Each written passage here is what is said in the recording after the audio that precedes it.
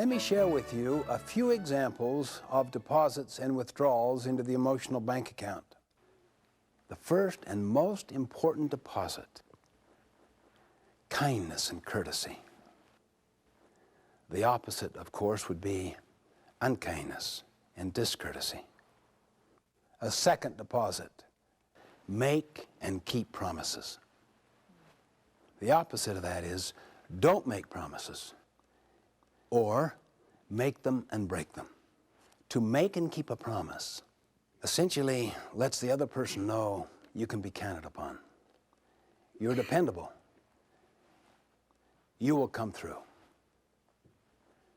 There is no ability like dependability. You gave your word, you kept it. The circumstances changed, you kept it. The mood changed, you kept it. You come through. If the circumstances change to the point that it would be unwise to keep that promise, you immediately communicate and get them to understand those new circumstances so that they will relieve you of the promise. Be very careful before you ever make a promise, particularly if it's about a promise dealing with something that's terribly important to another, that is of jugular importance. Be very careful. The withdrawal is not to make any promises at all, though, because you create no hope. That is a withdrawal as well. Not as big, though, as making one in order to placate someone, to kind of have them be satisfied right now, and then to break it downstream because your mood has changed or the circumstances have altered, or you just don't want to keep it and you just made it because you wanted to please them at the time. Insecure people make promises freely and quickly all of the time. Another very powerful deposit is the way that you manage expectations. You want to make sure that expectations are clear and unambiguous. Some people, particularly if they're rather immature and insecure, will read an expectation as a promise. So you have to be very explicit to manage expectations. If you sense that people implicitly are projecting expectations upon you, sometimes you have to say, let me clarify the expectations so that people, they're at peace.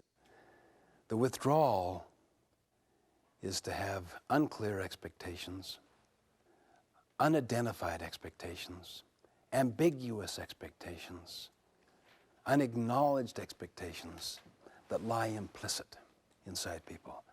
Our frustrations are a product of our expectations, and we control our expectations. Therefore, we indirectly control our frustration or our satisfaction. Another extremely powerful deposit strikes at such a deep tendency that many of us have, having to do with being a judge. I call this deposit loyalty to the absent. The withdrawal, of course, would be disloyalty and duplicity. Always be loyal to those who are not present. Speak about them as if they were present. If you're critical, the spirit is one of constructive criticism, one of helpfulness or understanding. You see, the moment the two of us sit and badmouth our supervisor here, what do you know I'm doing when there's a strain on our relationship? What am I doing? What do you think I'm doing? Well, if there's a strain in our relationship and I'm talking to him about you, what am I doing? Doing the same thing. Exactly. That he and I did about him. I see. You see, it is not principle-centered. He knows it. He knows my tendency. So that when we speak about the one who is absent in a way that would show respect for him, even if we're critical of him, but in a constructive, positive way, what does he know I'm saying when visiting with him, who is critical of him? that I would do the same thing. In other words, if you want to retain those who are present, be loyal to those who are absent. Now, when the sun is shining and you sit and kind of badmouth somebody, it kind of unites you, doesn't it? Kind of cements your relationship, because see, you have a common enemy, as it were, or someone that you both agree on and you can tear into, see? Kind of unites you, and you look for evidence, and then you have breaks and talk about the person, and maybe even have lunch over that person's sins and share each other's stories. Make your mind up. And if you're into team building, if you're into culture building, if you're into family building, make a commitment, everybody.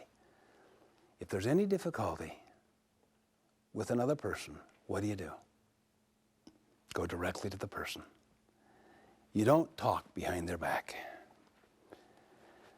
I was failing this one time, complaining to the university president of a university that I was a visiting professor at about his housing director, who had given us such a bad housing situation, contrary to our agreement and expectation. And I was really cutting into the guy, his competency. And the president said, "Stephen, I'm so sorry to hear about this housing situation you're in. The housing director is such a fine, competent person. Why don't we have him come on over here and we'll solve the problem together?" Oh, no.